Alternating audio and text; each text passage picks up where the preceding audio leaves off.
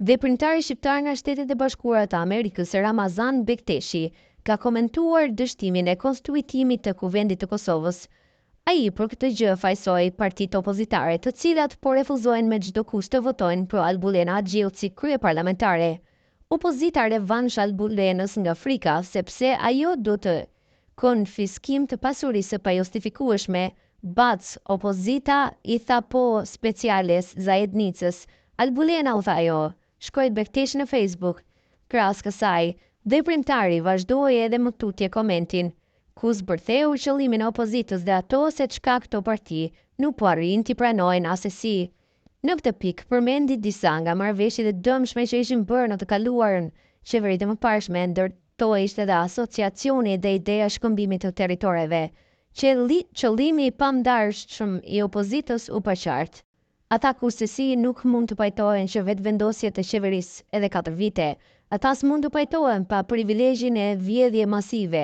Ata s'mund të pajtohen as me rendin, ligjin dhe sovranitetin e veriut që gjatë sundimit të tyre. Sa ke kanë pas këmbimin, ata s'mund të pajtohen me kërkesat shtesë për Zajednicën. Po të çojnë amanetin e liderëve të partive të tyre në vend. Ta falin Serbin për krimet e bëra, ta falin Zajednicën. Nuk i kundërshtojnë thikat ndaj hartave ku ta dinë se ku mund të përfundojnë me një hasëm klero-fashist. Po ashtu, Bekteshi tha se Albulena u aprish pazaret opozitës, prandaj nuk e votojnë, pasi u rrezikohen edhe pasuritë e dyshimta.